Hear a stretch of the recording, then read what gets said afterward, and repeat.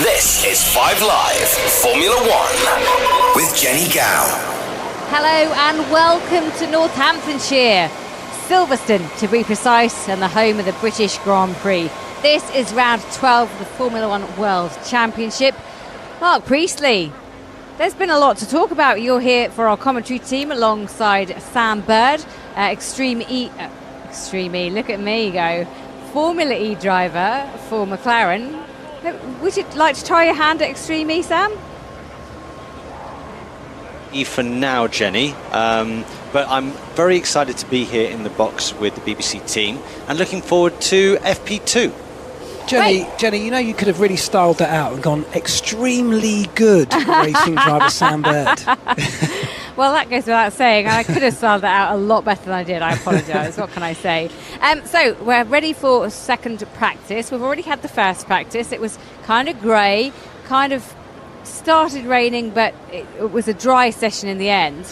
And I tell you what, the sun is now shining. I don't know what the weather's doing here, and you can never quite tell, can you, Mark, what you're going to get for a Silverstone weekend? Well, it's the great British summer, isn't it? It's just had a bit of all sorts. We actually had a bit of rain, didn't we, in between the two sessions, so the track has had a little bit of a washing down, nothing too heavy, but a definite sprinkling, and there could well be more to come, and not just today, but over the rest of the weekend, which would really spice up what's already a fantastic-looking event in prospect.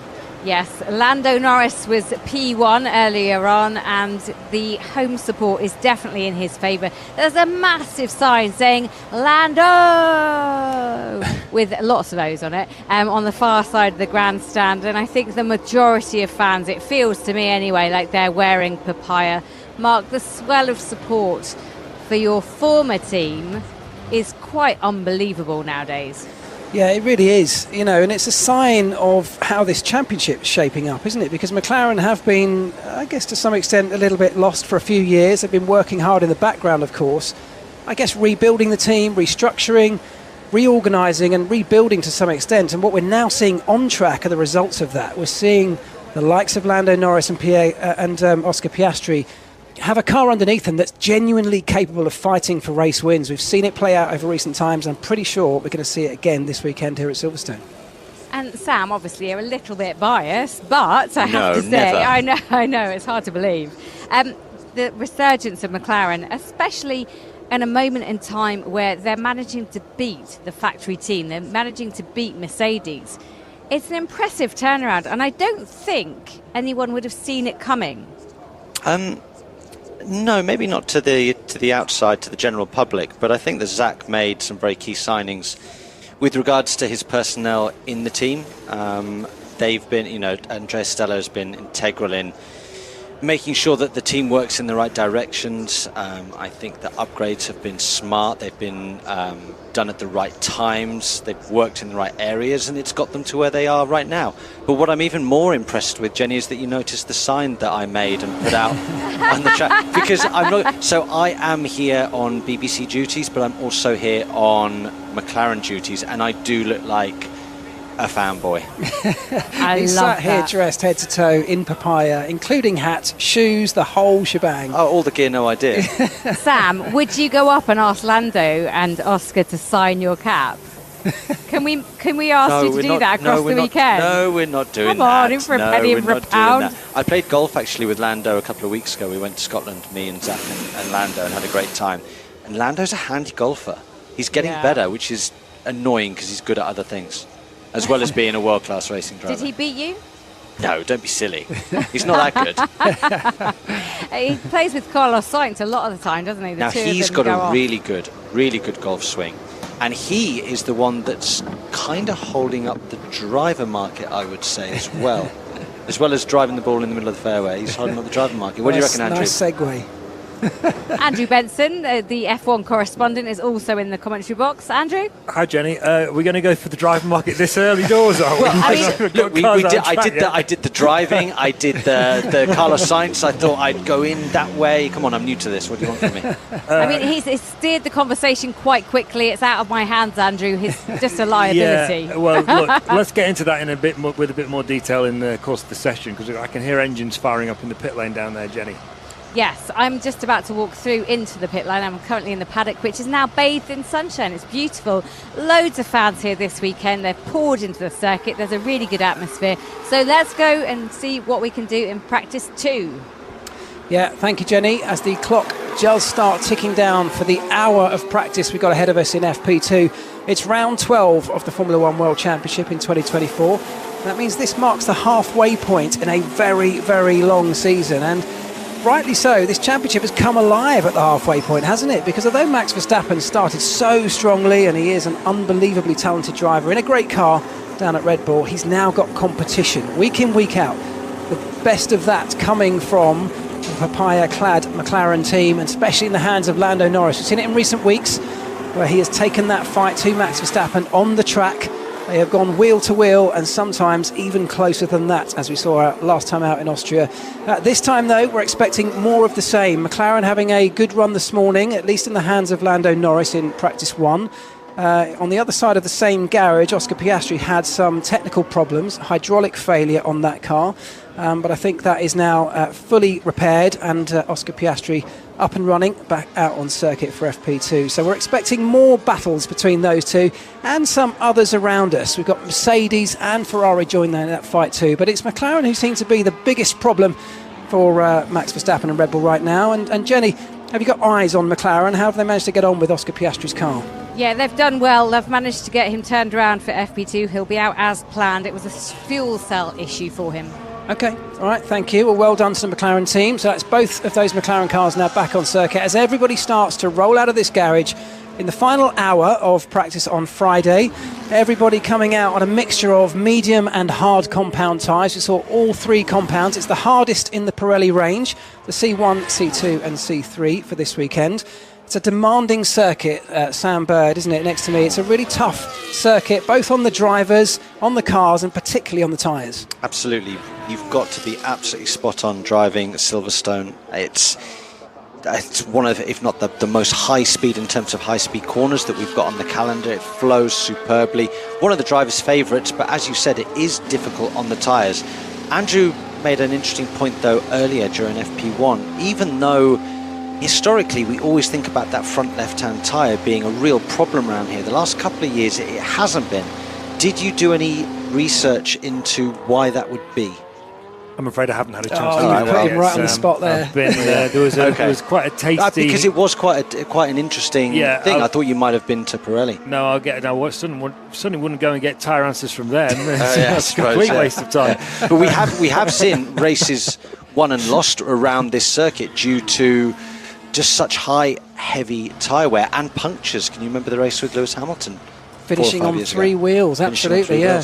And it's a lot of the work that's gone in both this morning and now in FP2, and it'll of course continue overnight with simulator work back at the team's factories and then again into FP3. No sprint weekend, of course. It's a more regular traditional weekend with the 3 practice sessions ahead of the all-important qualifying tomorrow afternoon. So a lot of the work that's going on now is understanding how the tyre behaves on different fuel loads for different length stints with different setups and different driving styles, and each of those compounds being tested by many of the drivers now. Yeah, absolutely. You've got the fastest tyre being the soft, but will it last a full lap with regards to the heat involved in it? You've then got the medium, probably the best race tyre, and then you've got the hard, which should last the longest, but not always seems to be the case. We're seeing Esteban Ocon on our screens currently. Now, for me, they were so poor at the beginning of the year, but they've made some better decisions recently, haven't they? And they've started to claw their way back towards the points and score the odd point here and there, when at the beginning of the year it looked really bad. Yeah, so what I'm told about Alpine's progress, by the way, and just one thing to mention is that Pierre Gasly does have an engine penalty. He's going to have to start from the back of the grid because he's got a whole new engine in that car. As the times start to come in with Charles Leclerc fastest so far. Alpine, basically, they've gone on a lightning program because the car was quite heavy at the start of the season, significantly over the weight limit. They've now got it down to the weight limit, so that's been one element of their progress. And the other one, apparently, has been David Sanchez, their new executive technical director, who did leave Ferrari for McLaren at the start of this year. Only lasted 3 months at McLaren because, well, the official reason was that the job that he thought he was going to didn't really exist anymore by the time he got there.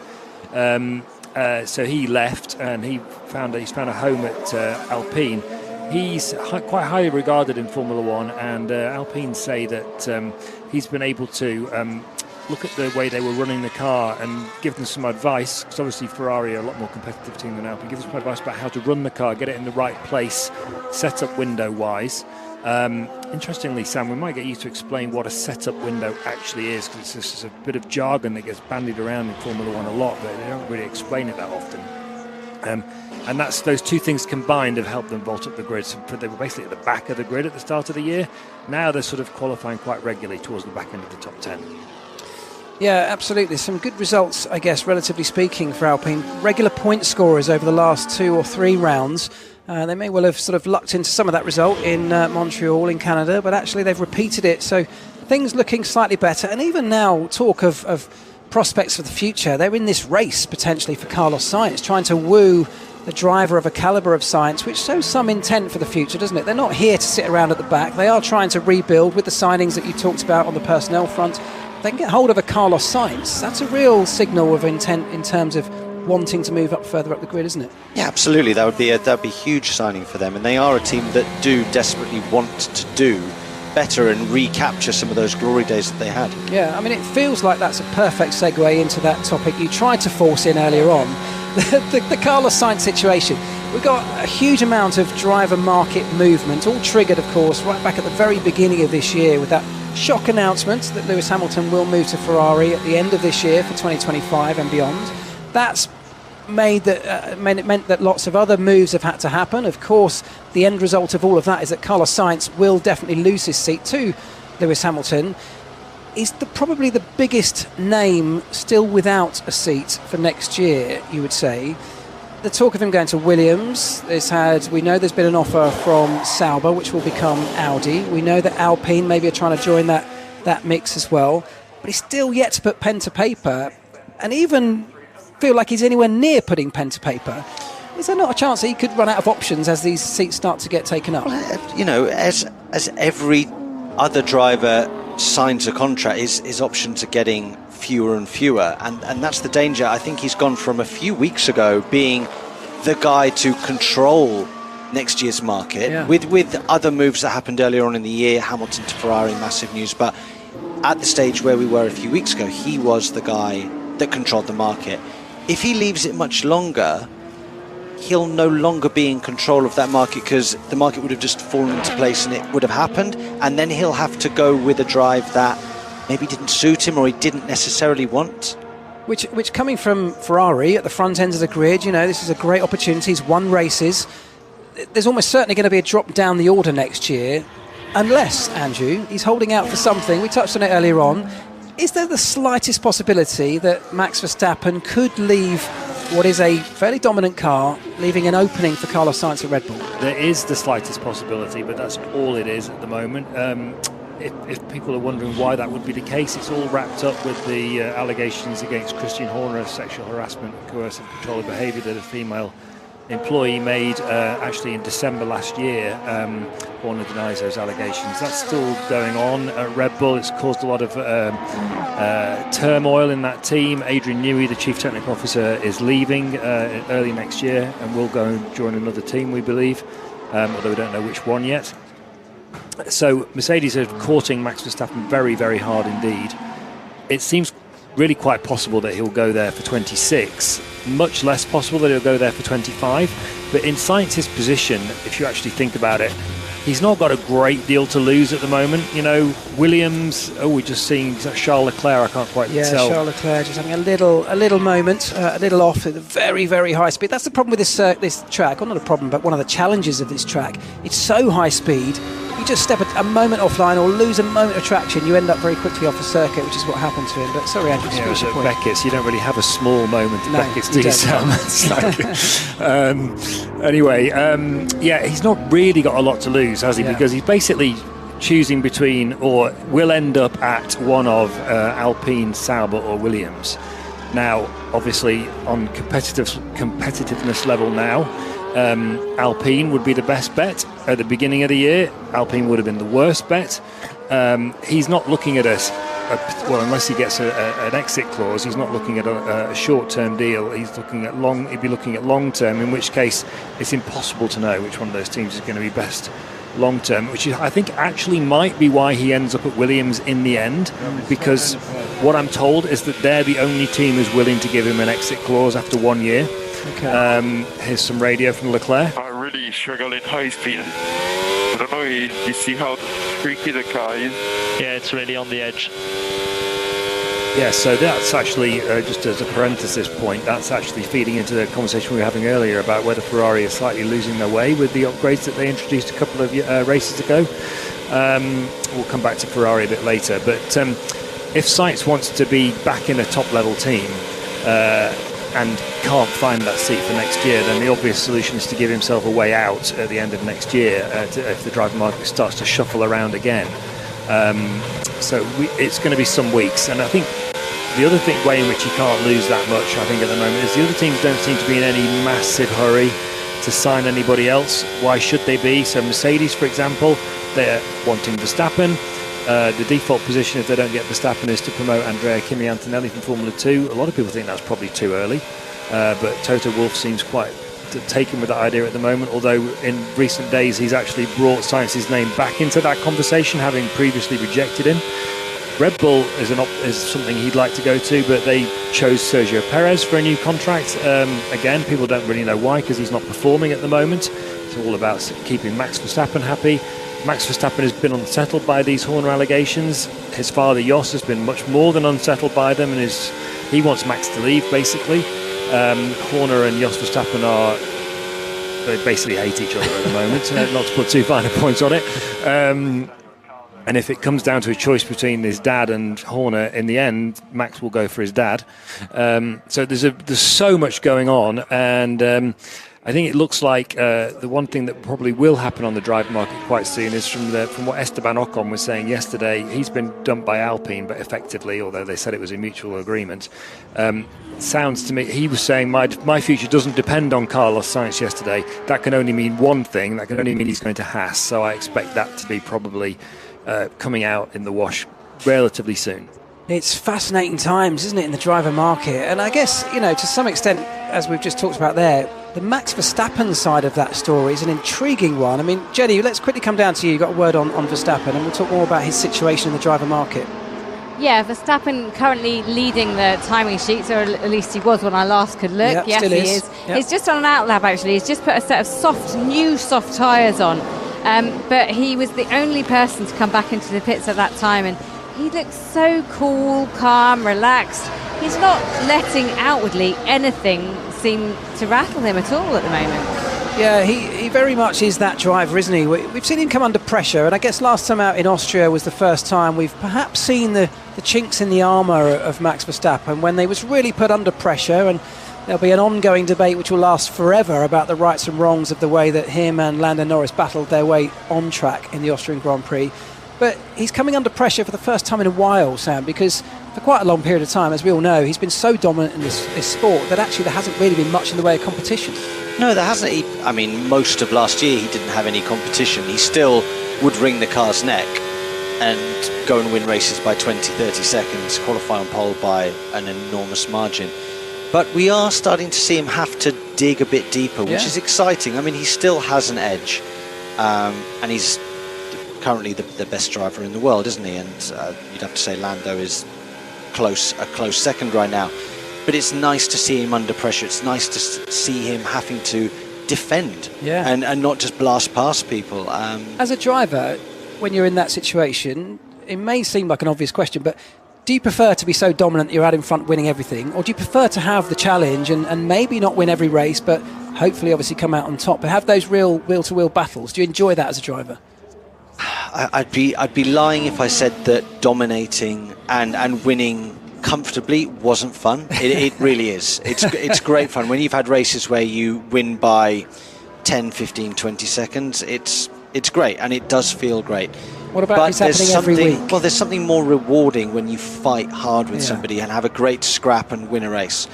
I'm sure Max would like a mixture of both. Yeah. And I think going forwards for the rest of this year, there'll be more fights.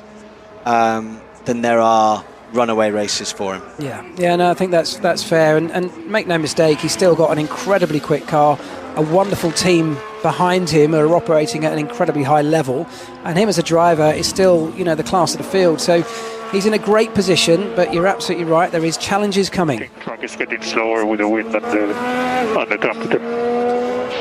Understood. So that's Carlos Sainz just talking to his engineer about the wind, and it is windy. We've got, in fact, it's not too windy, but it must be gusty, because what happens here, it is an old airfield, this circuit. It's clearly been around for a very long time, but it's flat and open, which means that the wind, first of all, can change direction relatively quickly, but also can really impact the cars, particularly a Formula One car that's so aerodynamically influenced. If the wind comes from a different direction, it can massively affect how much grip and downforce you have. We've probably got the worst wind direction for a lap time around Silverstone currently as well. What the drivers have right now is it's kind of like a side wind across the circuit, which makes it a tailwind down towards the BRDC and at the end of Sector 1, which means it's a crosswind for Copse and a crosswind for Turn 1 and a crosswind for Maggots and Beckett's, which are the areas where you would not want to have a crosswind and a gust of wind. Because if the wind's coming at you head on, it effectively multiplies the amount of downforce that all your wings generate. If you've got a headwind, you are effectively getting more downforce into the car and can go faster through a corner. Also, your approach speed will be lower. If you've got a tailwind into a high-speed corner, effectively that's pushing you forwards, and you typically get a little bit of understeer through the corner. But a side wind will affect the entire car, and it can get a little bit snappy. I remember Mark Webber telling me that he used to, when he was preparing a qualifying lap at Silverstone, he used to look at the flags on the top of the BRDC clubhouse to see which way the wind was blowing, so he knew how he could commit into each corner on the lap before he started it. That's cool. It's interesting, isn't it? I always find that fascinating how drivers have the spare capacity to look at things like that, and they often talk about watching the big screens to see moments in replays that the fans would be watching as they're tearing around the racetrack. Have you done that, Sam? Watch a bit of telly as you're going round? No, we do. There are normally, even in the championship that I drive in, there are times when you look at the screen to get an idea of your gap, maybe to pole, or get an idea of what other people might be doing. Yeah, absolutely. Interesting. Well, speaking of gaps, let's have a look at the leaderboard as it stands with just over 42.5 minutes left of FP2. It is Verstappen, the man we've been talking about at the top of the timesheets. He is the only man, I think, so far to run on the soft tyre. That's the faster of the three compounds available this weekend. So he's done a 1:27.2. Carlos Sainz has just popped up in second place behind him, half a second back in the Ferrari, but he's on the medium. His teammate a little bit slower by a couple of tenths behind, so that's Charles Leclerc in 3. Hamilton is in 4th, Norris in 5th, George Russell, the third British driver out of that little gaggle, in P6. Could we even get a British podium this weekend? Seems a long shot with Max Verstappen in play, but it is definitely a possibility. Andrew, is that a thing? Someone asked me, we do these Q&As on the BBC Sport website every week this year, and one of the questions a couple of weeks ago was, could there be an all-British podium, and when was the last time it happened? Oh, yeah. And obviously the answer is yes, there could be an all-British podium with Lewis Hamilton, Lando Norris and George Russell all in the top three cars. Do you know when the last time an all-British podium was? No. The 1968 US Grand Prix. Wow. And that was Graham Hill, John Surtees, and oh God, I've forgotten who the other person was now. Were you there? I was not there. No. You cheekies. What was the atmosphere? You're about as old as me, aren't you, Mark? Well, it could Jackie Stewart, of course, was the other one. He won it. Well done, there you go. Yeah, well, there's a bit of history for you. It could well be repeated this weekend. You never know. We have seen Max Verstappen not finish races, even this season, so they are not infallible, which means the likes of Hamilton, Norris and Russell are definitely in contention and in with a shout, and wouldn't that be a treat for British fans? Around 450,000 of them came to this event last year. We're expecting more of the same this year. The weather does look changeable, but it does not stop the fans here at the British Grand Prix.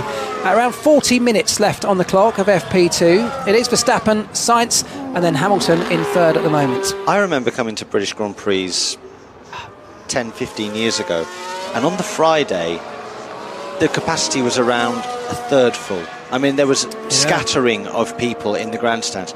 And now, through Drive to Survive and the explosion of Formula One getting really mainstream and so popular around the world, it's really hard to find too many free seats on a Friday of a Grand Prix. So great for Formula One. You know, you're absolutely right. And what's even better than that, with all these fans coming in through means like Drive to Survive, is they're now being treated to a great product on track at the moment as well. We've got close fighting at the front with not just 2 drivers, but maybe 3 or 4 teams at different events really battling it out. And we expect that to carry on, not just throughout 2024, but through a stable set of regulations well into 25 as well. So I think Formula One fans are in for a real treat at the moment, and long may it continue. Jenny Gow is down in the pits for us. I'm just at Williams, and Alex Albon and Logan Sargent went out just now in formation, both on a new set of those soft tyres. So let's see how they form up out on track, and whether they're doing any towing or helping each other a little bit, or if they just coincidentally happen to go out on track at the same time. And if I'd wander down to the Haas garage, one of the mechanics just having a bit of a yawn. This is the third of a triple header as well, so they're all a bit tired. But Nico Hülkenberg to my right now, they've put the upgrade on his car. They started off with the upgrade on the other car, which was driven by Oliver Bearman this morning. Now it's Kevin Magnussen that's jumped back in it. They said it wasn't the ideal conditions to actually assess that upgrade and how it did, but they have put it on both cars, so let's see how they go. They would love a repetition of what happened last weekend in Austria, and both of them getting into the points. Yeah, and actually early signs, although conditions were a little bit changeable and mixed this morning, early signs for the Haas were actually pretty promising, and Ollie Bearman, a man who we know now has signed a contract to drive full-time for the Haas team next year, so another Brit joining the Formula One grid in 2025. Great news. In the hands of Ollie Bearman this morning, that car actually did some pretty decent laps straight out of the box as well. It's a circuit that I guess should really suit the Haas, good in the high-speed corners generally. So we're looking for good things, and with the upgrades coming, both for them and lots of other teams up and down the grid bringing upgrades, we will expect to see, as this session goes on, a real understanding of how those upgrades have brought performance to the cars. We've got just over 37 or just under 38 minutes left on the clock now in FP2, the final hour of today's practice. This morning was a lot about trying out those new upgrades. A lot of the cars had the big aero rakes on with sensors all over, collecting lots of data. Had 4 young drivers in the car this morning, replacing the regular drivers. But today in FP2, we've got everybody back in their regular seats. So this is going to be a much more representative session. Temperatures are cold. It's 18.5 degrees here at Silverstone, as we touched on earlier. The great British summer giving us exactly what we've come to expect at Silverstone. Cloudy, overcast and changeable, and that's how it's set to remain throughout the rest of the weekend. There's something about this place, Mark and Sam, isn't there? I've always thought that it feels like it's about 4 degrees colder here than it is everywhere else in the southeast of England. I got out of my car yesterday. I went to boat at 7:30 in the morning yesterday at home on the outskirts of London, and it was a lovely warm morning, sunshine and everything, and I went down in my shirt, got out of the car here, and it's like I needed a jumper. It was well, anyway. It's the openness of this place, isn't it? As we touched on earlier, this is one of the oldest tracks on the calendar. I mean, the British Grand Prix in itself, although it's had a few different homes over the years, the British Grand Prix, one of only 2 events to have been on the Formula One World Championship calendar since the very beginning. It's the British Grand Prix and the Italian Grand Prix. 75th running of the British Grand Prix this weekend, so it's a historic race, a great place, and the drivers absolutely love it, as you said, but it is very open, and as we touched on earlier on, it's an old airfield is where this place was born out of, so that presents its own challenges, doesn't it? Absolutely. Especially with the wind. Yeah. I think the wind is the most crucial element to this circuit. So looking at FP2 then, with 35 minutes or so still on the clock, what are the teams trying to learn at this point? This morning, as we said, was a lot about the initial data collection. It's understanding, having stripped the cars and rebuilt them, making sure they're all up and running well. It's bringing the new components to those cars and getting a first feel on that. And then they've had them back in the garage, of course. They're now able to sort of play with them, tweak them, make some adjustments. But now it gets a little bit more serious, doesn't it? Absolutely. I think in this session in particular, people tend to put on the softer compound tyres and really go for a qualifying run. Right, what have we got, in terms of a lap time? And then again, they'll settle down on the soft tyres and see if they can run them for a period of time to see what they can get out of them in terms of a lifespan for the race. Indeed, if they can use them in the race. Yeah, so we've got exactly that happening right now. Soft tyre running with a lot of the drivers, mediums on some, but the top three is Verstappen, Valtteri Bottas and Fernando Alonso at the moment, all doing flying laps on the soft tyre. Alonso's teammate Lance Stroll on a flyer right now, gone quicker than anybody in the first sector. The very high speed change of direction through Maggots and Beckett's. Amazing to see a Formula One car come to life around these circuits on the faster tyre. That's when these cars are at their best. Absolutely glued to the ground is a Formula One car around this place. It is so sublime to watch. I mean, Lance Stroll is in an Aston Martin. Can you imagine how quick Verstappen and Norris are going to look through that section? It'll look absolutely incredible. But to be fair to him, he drove very well in FP1. He comes across the line P2 behind Verstappen. Yeah, good lap from Stroll. And actually things looking up a little bit for the Aston Martin team. It's been a decent day, I would say, on Friday. He's only 41 100ths behind what Verstappen was able to do, but Verstappen now on another outlap and he'll get to have another go, so we'll get to see a bit more from Verstappen, I'm sure. But yeah, Aston Martin, they've made some key signings behind the scenes that we've had announcements of this week. And Andrew, some of those have been quite big moves, haven't they? And bold moves for a team that clearly has aspirations to move further up the grid. Yeah, so they've announced Andy Cowell as their new CEO, basically. He's the former Mercedes engine chief, and he's going to be he's going to slot in instead of Martin Whitmarsh, the former McLaren team principal and CEO, who's been at Aston Martin for a couple of years, and who brought Fernando Alonso to the team, actually. Andy Cowell's very highly rated, did an incredible job with Mercedes powertrains. He's been out to the sport for 18 months to 2 years after leaving Mercedes. And the other person they've not announced yet is Enrico Cardile, who's the Ferrari chassis technical director at the moment. He's going to join, that was first reported on the BBC Sport website, the fact that he was definitely signed. He's going to be, I understand, some kind of like chief technical officer type figure, so above the technical director Dan Fallows at the moment. And obviously he's done quite a good job at Ferrari since these new regulations were brought into place. They're also chasing Adrian Newey, along with Ferrari and McLaren. I think they're probably third favourite to get him out of three, but they're definitely in the game. And they've got a new factory. There's a new wind tunnel coming on stream later this year. They're trying to go places, but meanwhile, while making all these big name signings on track, they're kind of going backwards at the moment. And Fernando Alonso is having a slightly shaky patch at the moment. I don't really know what's going on there. He's had 3 or 4 difficult races where he's either not been that far ahead of Lance Stroll generally or been behind him, which is not normal. So something odd is happening there, and I haven't had a chance to go down and speak to Fernando and ask him what's happening. Yeah, it is interesting. They have had it has been slightly shaky from Alonso, but as I said earlier, a good start to their weekend here at Silverstone for the Aston Martin team. And all those signings and those changes and the investment that's gone in is this big sign of intent, and they are the kind of things that will help entice others. Whether it will be enough to bring Adrian Newey to the team or not, we'll wait and see, but they are building something in the background, and whether results come in the short term or the long term, they definitely have designs to get further towards the front. So one of the issues that they've got is they've got a lot of money. They're throwing a lot of money around at people, and that's obviously partly why people go to places in Formula One, obviously for the challenge too. The other side of it is that Lawrence Stroll is a particular personality, and not everybody finds him very easy to work with. A few people that I know overheard a huge strop that he had at the Emilia-Romagna Grand Prix 2 or 3 races ago, when the upgrades that they brought didn't really work in the way that they intended, and he had a right go at Mike Crack and the team principal and Dan Fallows. So not everybody enjoys working for that kind of combustible character. And of course you've got the issue of Lance Stroll in the second car, whereas if you're Adrian Newey and you're looking at Ferrari with Lewis Hamilton and Charles Leclerc, and McLaren with Lando Norris and Oscar Piastri, that's a bit more of an appealing prospect potentially. Yeah, absolutely. Right, we've got just over half an hour to go of FP2 at the British Grand Prix weekend here at Silverstone. You're listening to me, Mark Priestley. Alongside me is McLaren Formula E driver Sam Bird and the BBC's F1 correspondent Andrew Benson. And down in the pits, we've got Jenny Gale.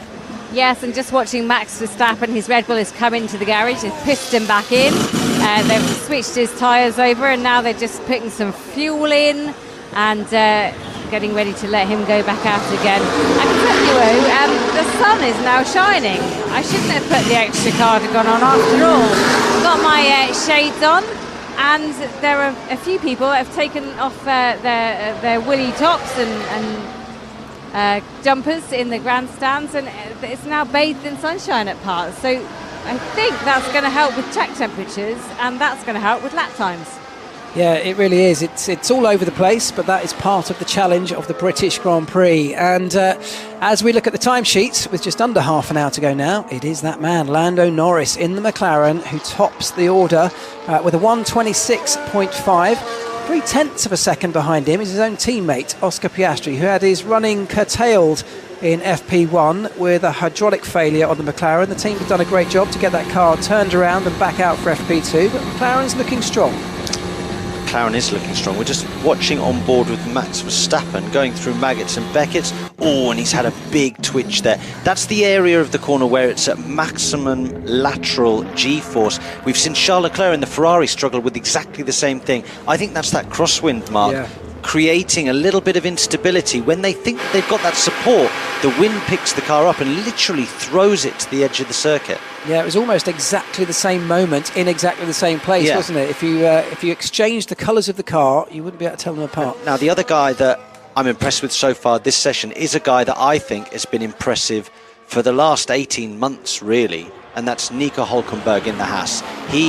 I spoke to Fred Vasseur about him 14, 15 years ago when he was the GP2 champion, and Fred said that he was one of the most impressive drivers that he's ever had through his doors. He's never been given a big seat in Formula One. He's always knocked around the mid-table or lower order, but he is one heck of a good driver.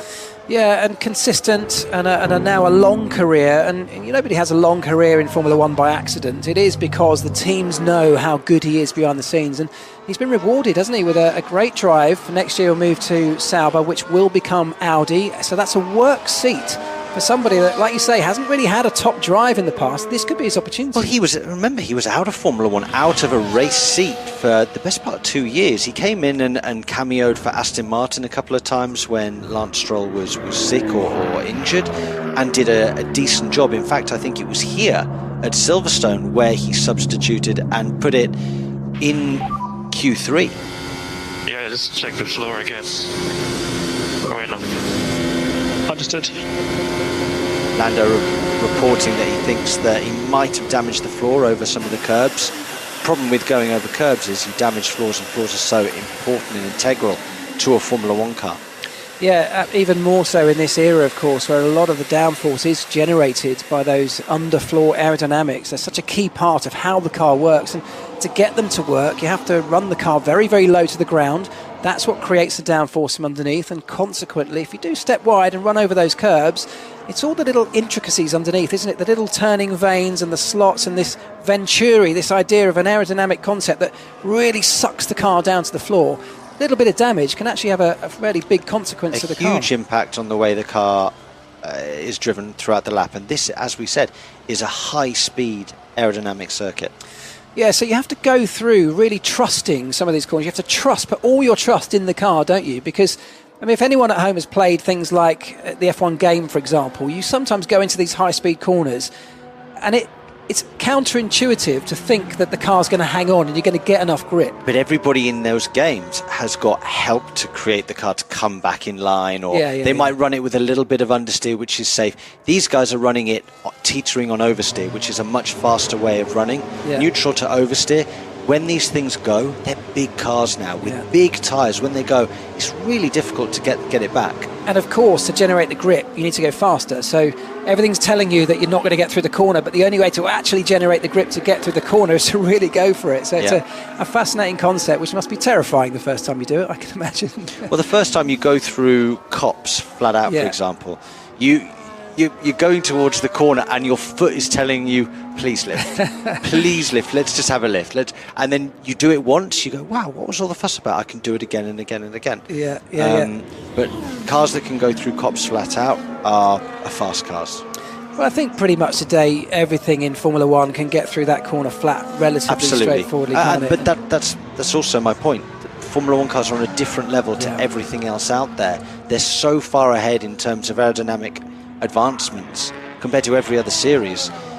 The speeds that they carry are bonkers. Well, it wasn't too many years ago where it was the challenge to try and get through Copse flat out, whereas today, you know, it seems like everyone can do that relatively easily. I think there is an argument, isn't there, Sam? And I'm not saying I necessarily agree with it, but you could argue that it's all very well having cars that have such incredibly high levels of performance, but you're turning corners that used to be, as Mark was just saying, really demanding tests of driver skill and ability into things that aren't corners at all. So one example would be Copse, another example would be Eau Rouge at Spa, which 10 years ago it was not easy to take Eau Rouge flat in a Formula 1 car. Now you can do it pretty much with it's really hard, but you could, they can all do it easy flat in the dry on a qualifying lap, and there's more and more corners like that. Even Pouhon, which is now flat, which used to be, that was the next corner that was a challenge at Spa.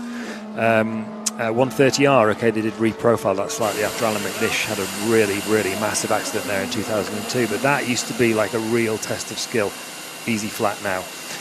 I'm not sure that that's really, that's necessarily a place that Formula 1 wants to be, but it is a place where Formula 1 is now. But it's also partly what the 2026 regulations are trying to address, isn't it? It's trying to bring some of that driver challenge where we get to see the sort of driver being physical with the car. I mean, you're right, they are trying to address that. That is a whole other topic, and it's full of many complexities and angles and arguments. I think a lot of people in Formula 1 think that the 2026 regulations have put the sport in a very, very difficult place on a number of different levels, but let's not get into that now. Well, people can, I'm sure at some point you'll be writing about it on the BBC Sport website, so keep an eye on that. Right, we've got 23 and a half minutes left on the clock. It is the two McLarens that currently lead the timesheets, with Norris first. He's on an outlap right now on the on the medium tyre. So having done his soft tyre runs, he's now switched to the medium, I think. His teammate Piastri is just about 3 tenths behind him. And then Sergio Perez, 4 tenths back in P3 in the Red Bull. It's Hulkenberg,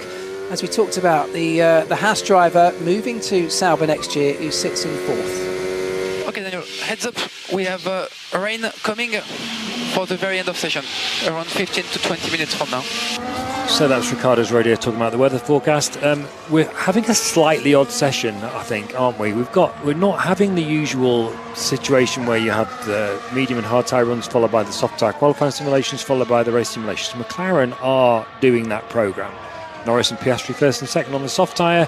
Now they've gone out with Norris on the mediums, and is that Piastri doing a race run on the softs, or is he just coming in? I believe he's doing a race run. He definitely did Sector 1 race pace. Okay, so, and now you've got, and Verstappen's just come out on the medium as well, but his soft tyre run is not quick. He's 7th fastest. And you've got Nico Hulkenberg up in 4th, which he shouldn't be if everyone had done the normal programme. Perez is 3rd with Verstappen 7th. The Ferrari's 5th and 8th. Russell's 10th. Hamilton 6th. I don't actually know what's happened in terms of the sort of peak top line order, if you like, in this session. It doesn't feel like a normal session to me. Yeah, you're right. It is slightly interesting. And actually this morning, McLaren in FP1, McLaren was slightly offset to everybody else as well in the way that they ran. A lot of running on the hard tyre at the beginning of FP1. In FP2 there, it's been all soft and medium tyre running, is that Hulkenberg? Kevin Magnussen. Kevin Magnussen running wide again in the Haas. So challenging conditions. It is cold, so getting the tyres up to temperature is a real challenge for all of these cars. The wind will provide its own problems, and Jenny Gow, the prospect of rain on the way. I know, it's thrilling, isn't it? That was me saying it's starting to get hot. Now it's a bit colder. Clouds are coming in and covering up the sun. You heard on the radio there, 15 to 20 minutes. And that might be the start of this downpour that we're expecting overnight. So that might be the reason why people are running slightly out of sequence. It's hard for me to know without actually speaking to the teams, and they won't divulge that information. But yeah, it definitely feels different down here now, and rain overnight could really make it spicy for tomorrow and qualifying. Oh, it really could, couldn't it? We are about 21 minutes left of FP2. You're listening to the BBC's coverage of the second practice session of the British Grand Prix weekend here at Silverstone. Of course, you're listening through the BBC website. You can also listen by asking your smart speaker. Just simply tell it to play, or ask it nicely. Don't tell it, ask it nicely. Speak very clearly and slowly so it makes sure it understands you. But ask it to play FP2 from the British Grand Prix on BBC Sounds, and it will do just that. Here we are then, 20 minutes to go in the second practice session. The two McLarens at the top of the timesheets, having done their soft tyre runs a little bit earlier on. It's Perez next from Hülkenberg, Leclerc, Hamilton, Verstappen down in 7th. Sainz, Stroll and George Russell rounding out the top 10. We've still got more to come from a lot of these drivers, but we are now into race runs, so the timesheets itself may not change a huge amount. What at this point are we learning? Because we've got a long race on Sunday in very demanding conditions, in fact conditions that we don't really know whether it might be wet or dry or a little bit of both. But this is about learning how far you can go on a certain tyre with heavy fuel loads where the car handles very differently. It's all about getting that understanding with a view to the race now, isn't it? Absolutely, Mark. We've spoken about it 20-25 minutes ago and about how important it is to do the homework on the different compounds. So right now we're understanding how long does the soft tyre work, how long does the medium tyre work for, what kind of pace can you run on the soft, what kind of pace can you run on the medium. We've got a prime example right now on track as we speak. We've got Lando Norris out on the mediums. His last lap time was a 106.5. You've got Oscar Piastri out there on the soft, which for a one-off lap is absolutely the faster tyre, rolling around 0.3 of a lap slower than what Lando can do on the medium. And that's due to tyre degradation of the soft tyre just not being able to last as long as the medium tyre.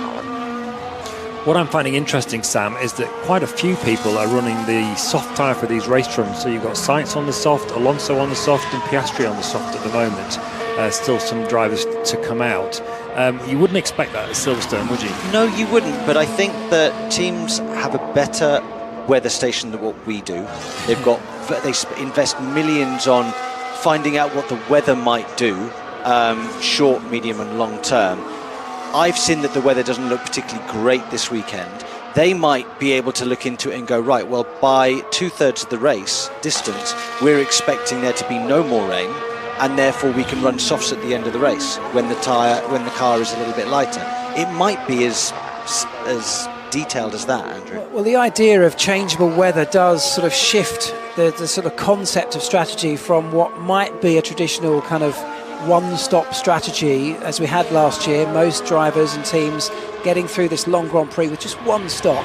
And it is a challenge to do that, and in dry conditions maybe that's the fastest way through, but if it's changeable, you're absolutely right, the soft tyre could well come into play in a race situation where you might have to throw a set of intermediates on at some point. Absolutely. Another point that we've been speaking about quite vocally today is the wind. We've actually just seen that now, compared to the beginning of the session, the wind's done a complete 180 and coming the opposite way, which makes it so tricky for engineers and drivers to get on top of the conditions. Luckily now they're all doing race runs, which you're not pushing quite as hard, and therefore there's less mistakes, but even so, the conditions out there are really, really tricky. Yeah, absolutely. A lot of learning to be done. Even with that changeable conditions and the changing wind directions, they're all valuable learning processes. Around about 17 minutes to go now, Jenny. Yeah, just down at Yuki Tsunoda's garage, the RBs, he's just gone out. He missed, obviously, this morning, if you weren't here. He spun really early on in the session, so he's playing catch-up, really, and trying to learn as much as he can about the track that he knows quite well. 10 minutes, it would hit the Stowe end of the circuit first. That was Lando Norris just being told that rain is very much on the way. But as you mentioned earlier, Jenny, not necessarily across the whole circuit, but starting over at the Stowe end of the track. Yeah, you get a feeling that actually it's going to rain in the next couple of minutes. It just, you know, that feeling when the wind just picks up that little bit before it starts raining. So yeah, I'll predict rain in the pit lane in the next 3 minutes, let's say. Right. That's my prediction for the day. You heard it here first. You get your hood up, Jenny. We'll keep an eye on the screens. Dry at the moment. There was rain this morning, and there certainly was rain in between the two sessions, but very, very cloudy, very overcast, some dark skies, and we expect that's how it will remain for most of this weekend, which does put a little bit of uncertainty from a driver's and a team's perspective about how you approach the weekend. The teams will always love a predictable weekend, so they can go through Friday on the dry tyres, figure out their car, work out the optimum strategy, and then execute that as the weekend rolls on. But with the changeable weather, it can really put a cat amongst the pigeons. But for us as fans and people watching on, That's exactly what we want, isn't it, Sam? Absolutely. We want a little bit of jeopardy. We want something to mix it up, mix up the order, create excitement. Sometimes these races can be, dare I say it, a little bit monotonous. However, throw a little bit of weather in there, throw a little bit of home talent in there, a bit of papaya in there, and we could have a really exciting weekend ahead. Yes, of course, other teams and drivers are available for everybody watching. But why? Yeah, we're quite heavily papaya based in this particular commentary box at the moment. We are, and I wonder why. Yeah, well, we're not biased, but look, McLaren really are the team of the moment, not just in the hands of Lando Norris, but Oscar Piastri at the moment, P2, right behind his teammate Lando, who's sitting at the top of the timesheets. Sergio Perez is the fastest of the two Red Bulls right now. We haven't been able to say that for quite some time. But how many times have we gone through a Friday and we look at Max Verstappen and we say, well, he's not quite comfortable yet, he's slightly off the pace, he's currently down in P7. Should we be worried? Are we hearing these messages? And maybe it's about, things are about to change. And then on Saturday he goes and bangs it straight on pole. I haven't heard him recently say that he's really happy with the car. No. In all the Grand Prix recently, even when he's won, he has been very vocal about being displeased with the balance. Is that a sign of the pressure he's under? Because I as think a driver, do you start to notice more things or find more problems? Do you hear noises? All these things that are happening when you're really under pressure that he hasn't been for some time. Yeah, I mean, he hasn't been winning by 30 seconds anymore. He's now winning by 4 seconds or 2 seconds or 6 it's now really close. Yeah. And I think he's having to push the car that little bit more, trying to find a little bit more within himself. And I think that comes with stress, the stress of having to perform and win.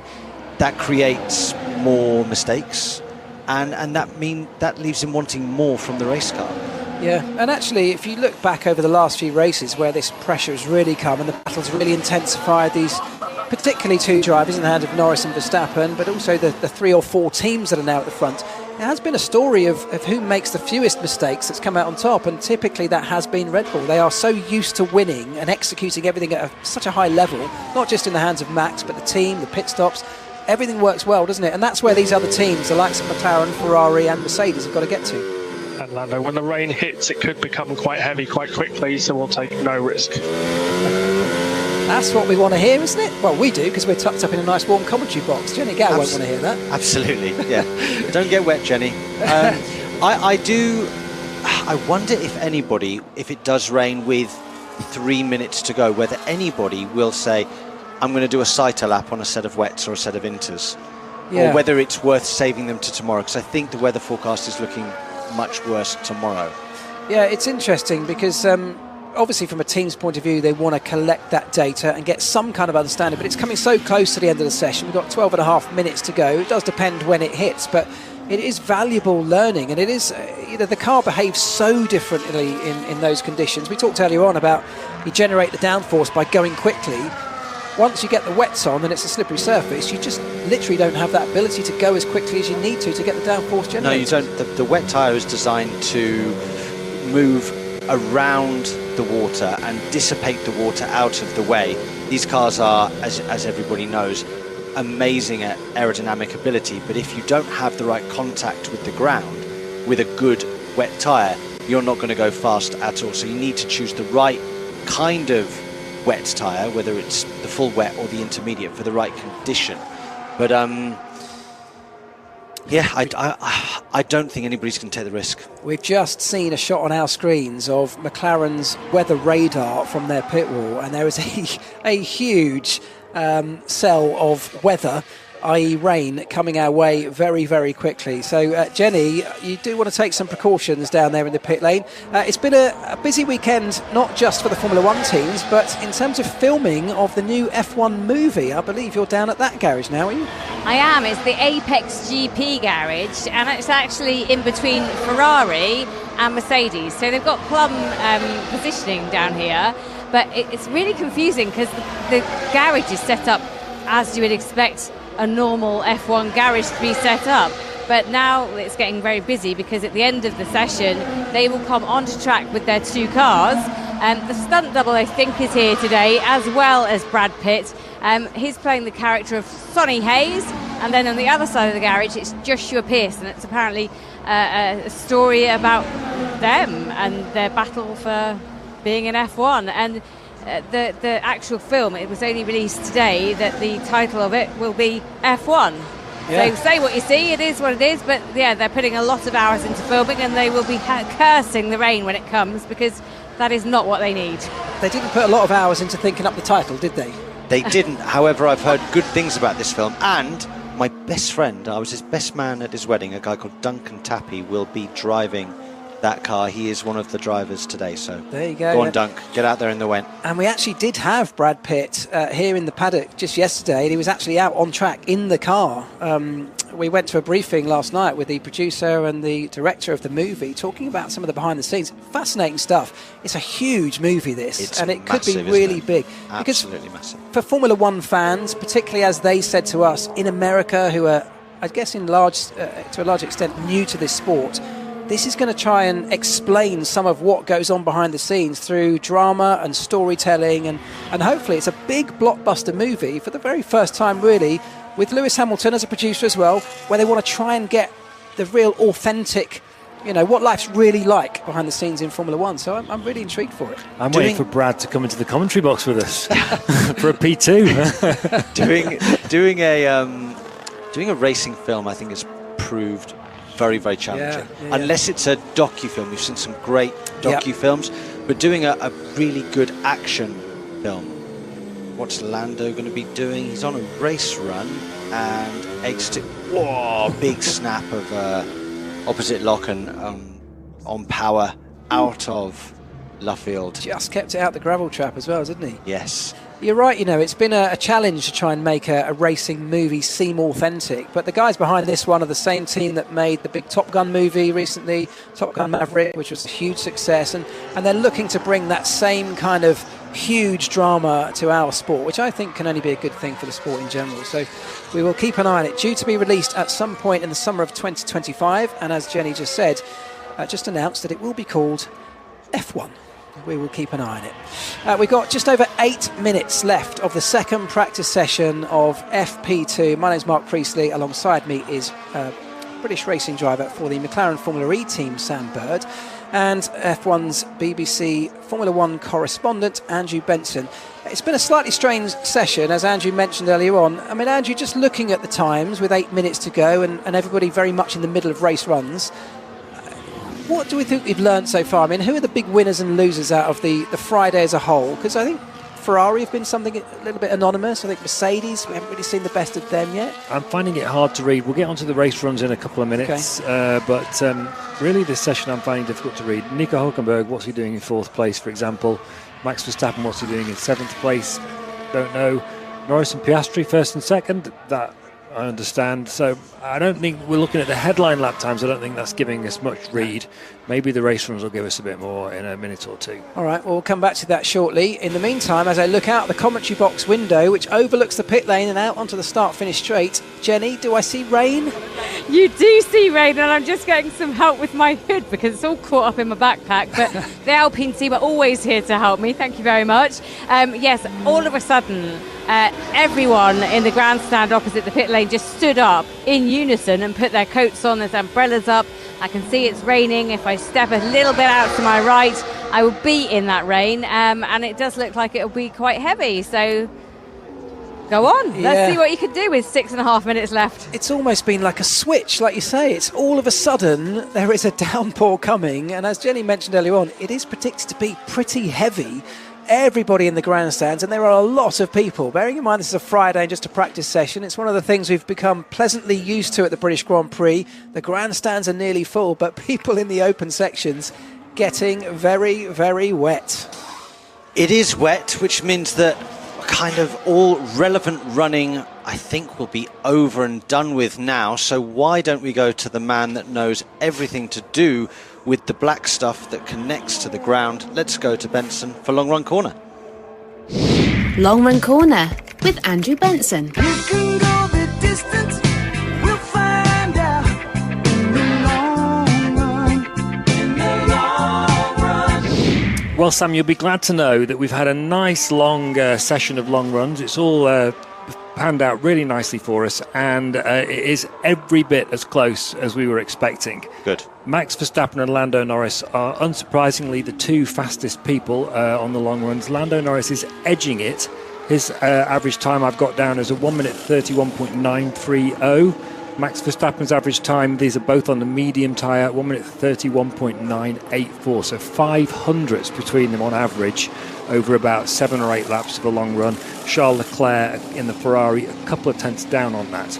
On the soft tyre, we've got Lewis Hamilton and George Russell in the Mercedes looking basically neck and neck. And Oscar actually quicker than Oscar Piastri in the McLaren, and who's about on the same sort of lap time as Carlos Sainz. So we can't compare the soft run with the medium run, but it does look like it's Verstappen against Norris all over again. Well, we'll take more of that. If it continues in the same way that it's rolled out over the last few rounds, we will definitely have some more of that, please, come Sunday. So things looking good, certainly in terms of lap time and performance between those teams. But out on track, the rain is coming down, which means that everybody, apart from the Ferrari of Carlos Sainz, I think the last man on track, and I'm pretty sure he's on his way too. So everybody rolling back into the pits. With just over 4 minutes left to go, I suspect, Sam, you're probably right. That's probably the end, certainly of any meaningful running.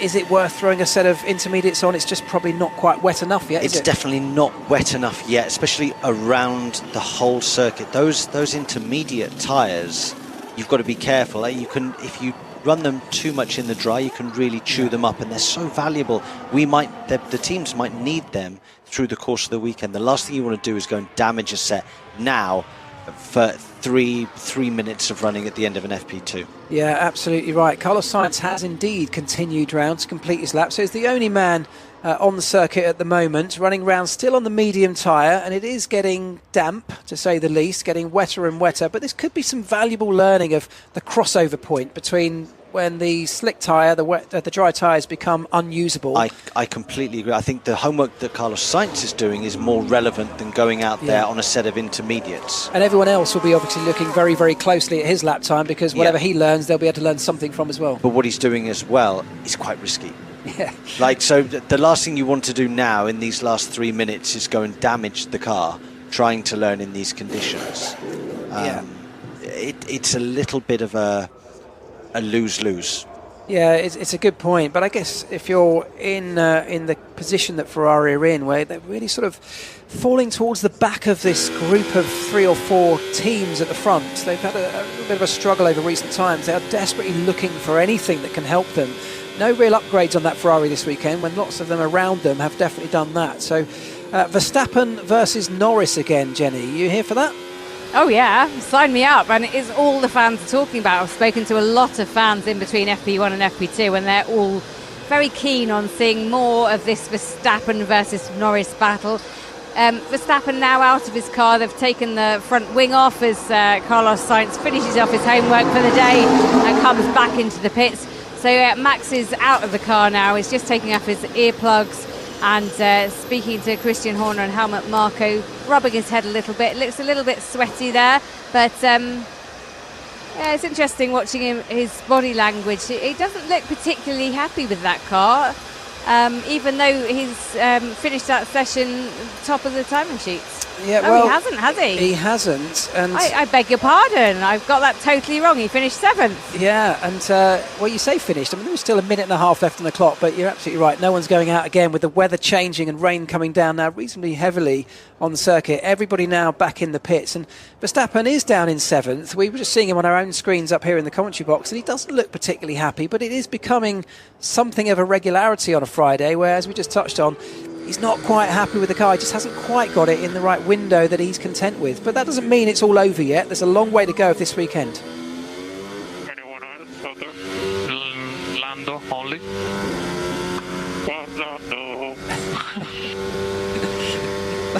If you hadn't figured it out, that was Carlos Sainz. Big mates, of course, former teammates with Lando Norris. That was Carlos just wondering if anyone else was coming out to play. He was the last man out on circuit, with only Lando Norris out there to join him. Actually, Sergio Perez just rolling back out again. So, and George Russell coming out on the It says the soft tyre, but actually I can see it's the intermediate. Yeah, it's the green-walled intermediate. So the only car, or the first car, Daniel Ricciardo in fact follows him. So they're just going to get that Saito lap that we talked about, really. This is a very first feel. They're just rolling out. They've got to do the practice race starts at the end of the session, so they need to be on track when the checkered flag falls to be able to do that. And maybe this is an opportunity just to understand how that tyre performs in a launch with damp conditions. Absolutely. I don't think that they'll be putting any stress into the tyre. They're going to want to preserve it and not hurt the sides of the tread on that tyre. I think they'll try and look after that as best they can. We see that George Russell is willing to go a little bit quicker than Perez. Perez is being really gingerly out there, but it would be good practice for them, especially if we think it might be a damp start, to just give this a go on the intermediate.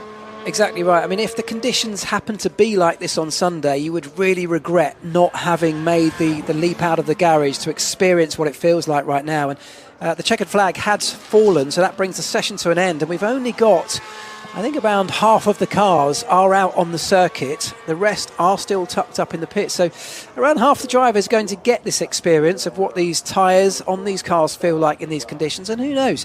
Could well be representative of what we see later in the weekend, particularly come race day. So let me run you through the order then, as the checkered flag has fallen, bringing the end of FP2, the final hour of Friday running, and it's Lando Norris who topped the timesheets from his teammate Oscar Piastri, Sergio Perez in third, Nico Hülkenberg in the Haas.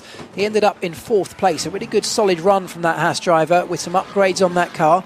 Charles Leclerc in the Ferrari was fifth, Hamilton in the Mercedes sixth. Then it was Verstappen, title leader, Max Verstappen down in seventh with a little bit of work to do to get himself more comfortable in that car. The other Ferrari of Carlos Sainz was eighth, Lance Stroll in the Aston Martin ninth, George Russell rounds out the top 10.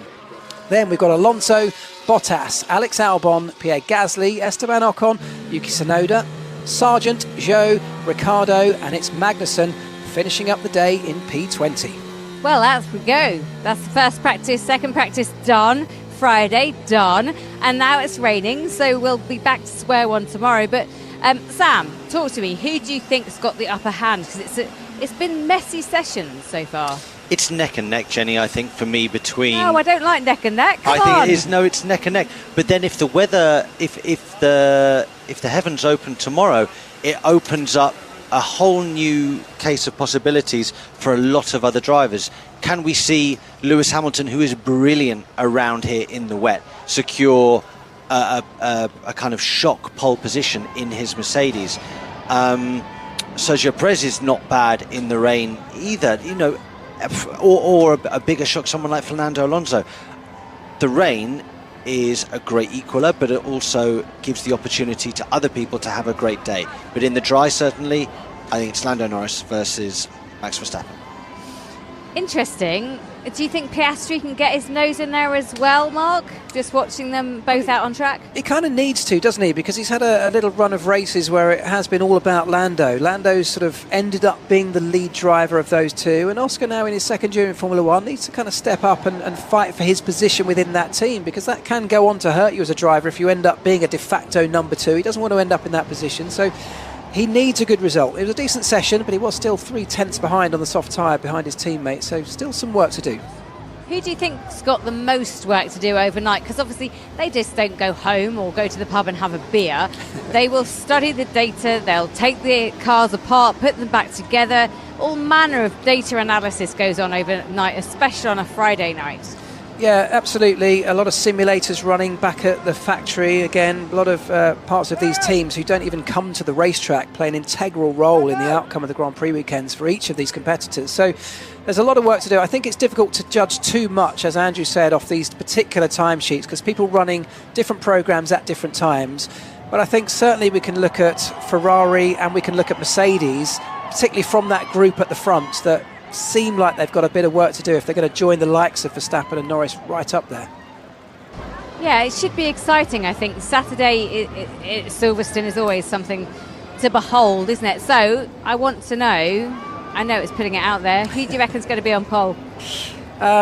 It's always difficult to look past Max Verstappen, but I think, you know, what you can say is that because Lando is now full of confidence, because he knows he's got a car underneath him that's genuinely able to compete, I think it could be either of those two, and you could almost flip a coin, and And that's what's great about Formula One right now. If you'd asked us any of these questions 6 months ago, a year ago, no one's going to be silly enough to bet against Max Verstappen. But right now, I think it's a little bit of an unknown.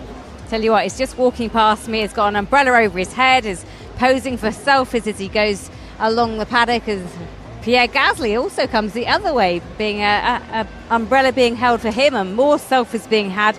The paddock is abuzz ahead of tomorrow, so make sure you join us for FP3 and then qualifying as Lance Stroll also walks past me. I'm trying to find the timers for qualifying.